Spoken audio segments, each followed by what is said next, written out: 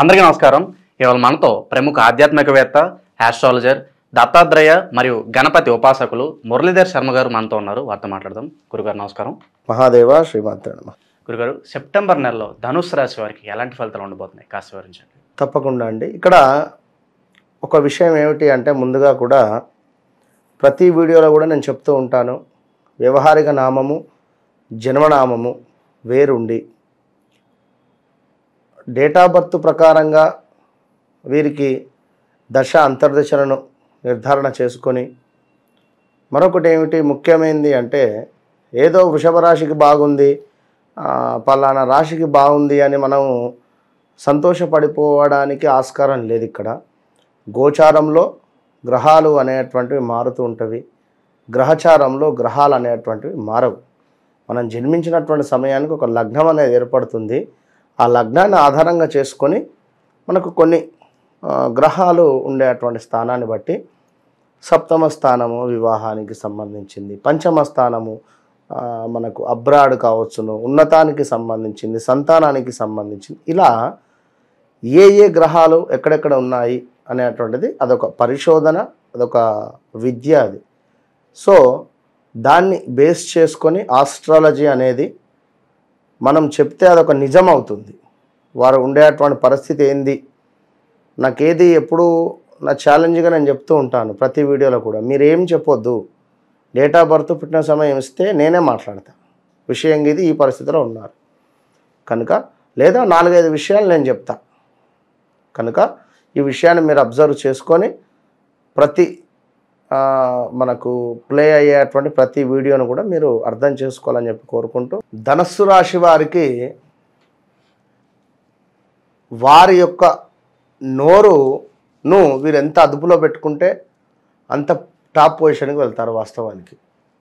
ఎందుకంటే వీరు ఒక మాట పడలేరు, కొంత మాస్ లాంగ్వేజ్ యూజ్ చేయడం కానీ, మాటలతో కొంత ఎదుటి వారిని మనసు బాధ పెట్టేటువంటి పరిస్థితిగా ఉంటారు.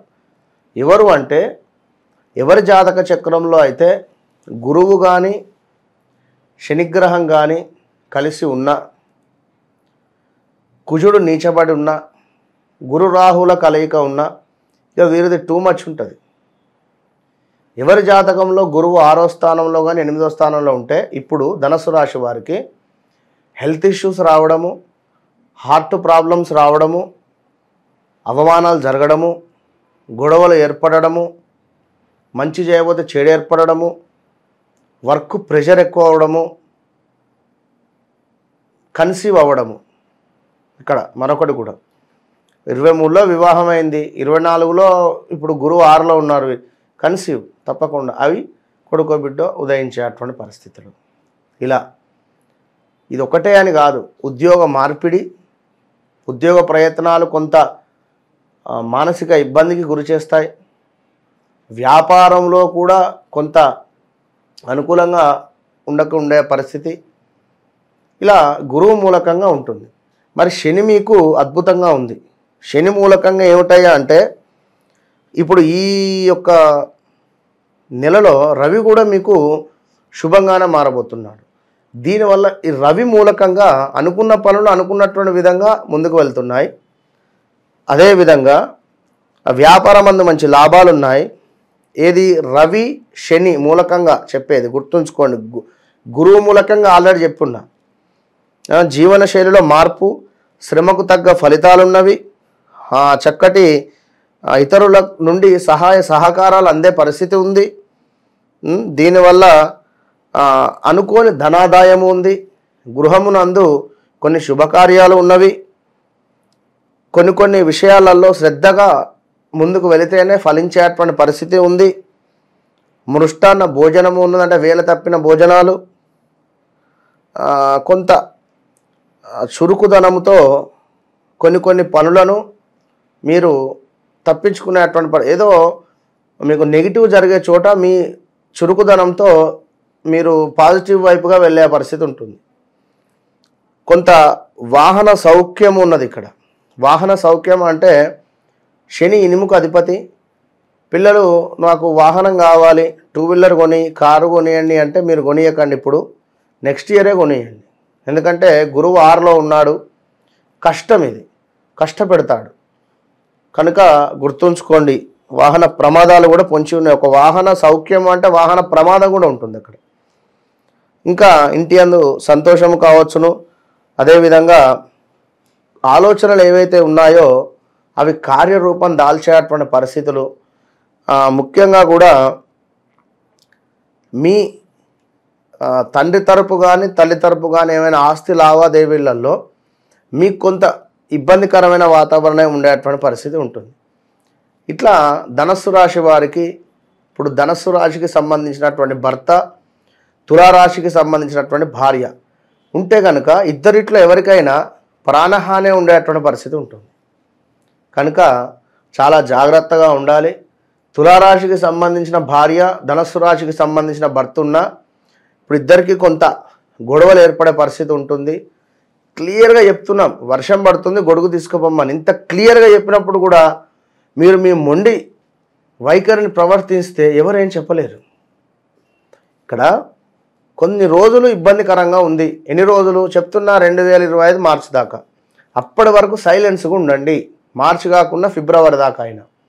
ఒకవేళ మీ చార్ట్లో కనుక మీ డేట్ ఆఫ్ బర్త్ పుట్టిన సమయంలో దశ అంతర్దశలు బాగున్నాయి, గురువు మంచి స్థానంలో ఉన్నాడు, శని మంచి స్థానంలో ఉంది అనుకుంటే, మంచి దశలు నడుస్తూ ఉంటే ఏం కాదు ఖచ్చితంగా.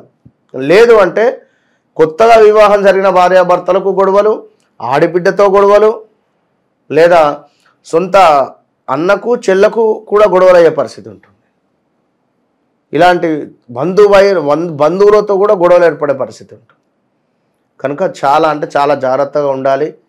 తప్పకుండా విదేశీ ప్రయత్నాలు కానీ ఇలా చేసేటువంటి వారు మీ జాతక పరిశోధన చేసుకున్న తర్వాతనే స్టెప్ తీసుకోండి. వ్యాపారము బాగుందని చెప్పా, శని మూలకంగా. రవి మూలకంగా కొన్ని పనులు అవలీలగా ముందుకెళ్తాయని చెప్పా. మనం ఏం చేయాలి? ఇక్కడ రవిని, శని భగవానుణ్ణి ప్రసన్నం చేసుకోవాలి. ఎట్లా?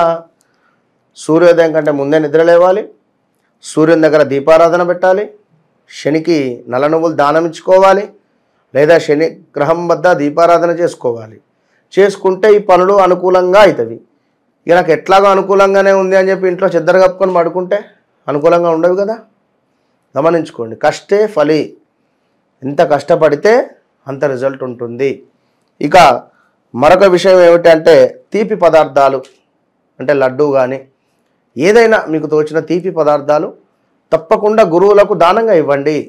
గురువారము మిస్ చేయకండి.